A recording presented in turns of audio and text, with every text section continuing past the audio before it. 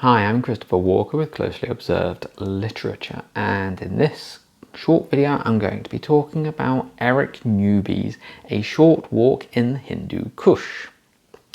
So, let's step back for a moment and think a little bit. You have like the headline act of something. Like if you go to a concert or something, you've got the headline act and that's what you're there to see. I remember myself going to this, what was it, like an open air festival or something like that in Krakow many years ago. And the big act for some reason was James. Who knows? I don't know why that was the big act, but anyway, it was. So he was like right at the top.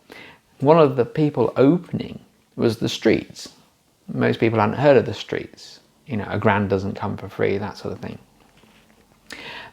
But they were great, probably because the attention was elsewhere and it kind of took the burden off their shoulders. It released them from the obligation of having to be a headline act, so they could just be themselves.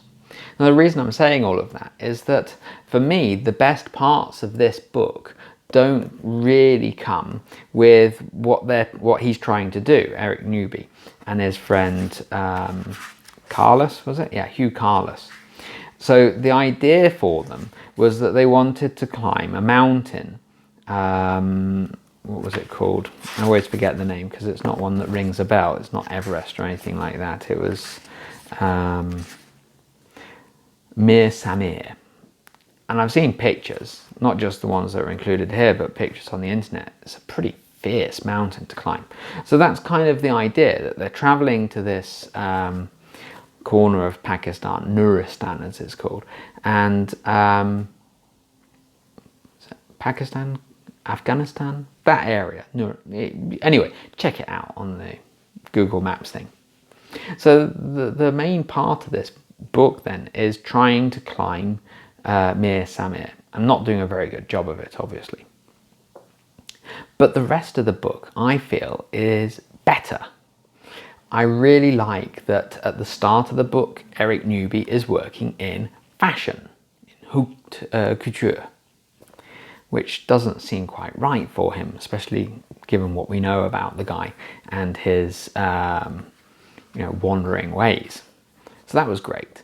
Then this idea that they're going to travel to this kind of forgotten corner of the world and climb a mountain there. He'd never done any mountain climbing at all. So he has to get the equipment, he has to do some training, he has to go, I think he goes to Wales to do a bit of training, and it's exhausting and difficult. And then these two young girls from the pub where they'd been staying just kind of canter past them, like, oh, hello, how's it going, like this. And they're like, oh my goodness, why are we going to go and how do we think we're going to go and climb a mountain in this country if we don't even know how to get up a short rock face here?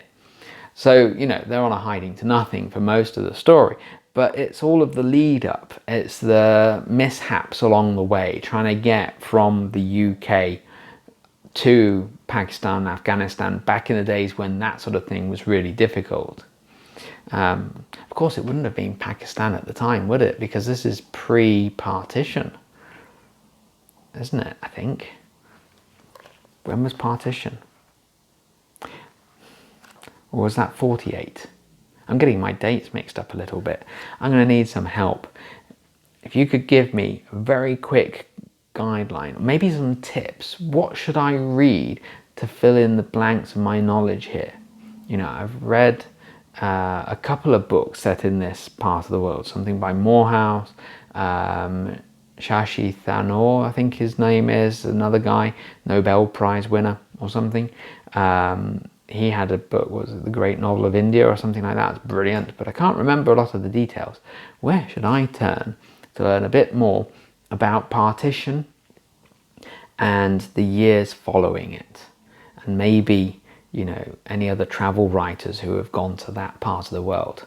If you can think of something to offer as a tip, please leave a comment below and I'll check it out. As for you, I still think that this holds up pretty well. I mean, it's not a long read. It's like 240, 250 pages long. A good reader would probably be able to read it in a week. Is that what a good reader could do? suppose really good readers can read books in a day or two, can't they? I'm getting slow as I get older. I don't remember how long it takes me to read some books. I read a book in a day and a half recently, but it was only about 100 pages long. And then there's another book I'm reading. I've got Robert Musil's The Man Without Qualities. I've been reading it for about a year and a half. I'll probably never finish. I've only read about a quarter of it. Anyway, I digress. This is good. See you next time.